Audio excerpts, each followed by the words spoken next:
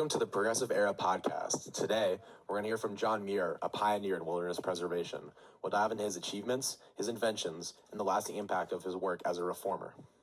Mr. Muir, thank you for joining us today. My pleasure. There's no greater joy than speaking of nature, for she is my greatest teacher and dearest companion. Why don't you give us a general overview of your work? Of course. I've been an avid conservationist for my whole life. I advocated for the protection of the American wilderness for years, dedicating my life to protect such sacred lands. I founded the Sierra Club, one of the most influential environmental organizations in the U.S. What a good story. Tell us, what inspired your love for the wilderness? My love for nature took root in my childhood in Scotland, but it truly flourished when my family moved to the Wisconsin frontier. My travels, especially my first visit to Yosemite in 1868, sealed my devotion. You've been called the father of national parks. What led you to advocate for preserving these wild places? I saw the devastation caused by logging and industrialization. The forests and rivers were in danger, and wildlife was being destroyed. Through my writings, speeches, and relentless advocacy, I urged the government to set aside land for the people. And that led to your creation of Yosemite National Park in 1890. Well, not creation, but more founding of it. Correct. After leading scientific expeditions, writing articles, and even taking President Theodore Roosevelt on a camping trip through Yosemite, our voices were finally heard. Yosemite became one of the first national parks, preserving its beauty. Speaking of Roosevelt, tell us about that famous camping trip. Yes. In 1903, President Roosevelt and I spent 3 glorious days in Yosemite. No guards, no politics, just the president and the wild.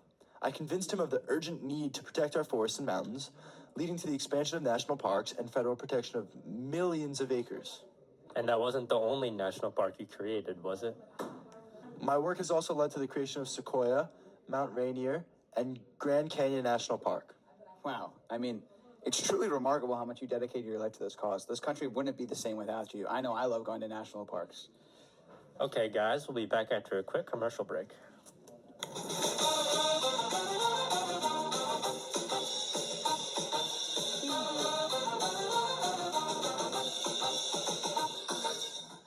Do you dream of a life in the great outdoors? Come explore the breathtaking landscapes of Yosemite, the crown jewel of California. With fresh mountain air, towering waterfalls, and the tallest trees on Earth, there is no finer place for adventure. Book your stagecoach journey today and experience nature as it was meant to be, wild and free.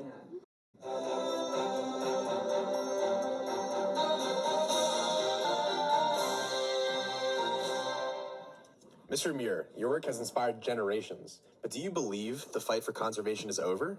Sadly, no. While we have protected many lands, the forces of industry and greed never sleep.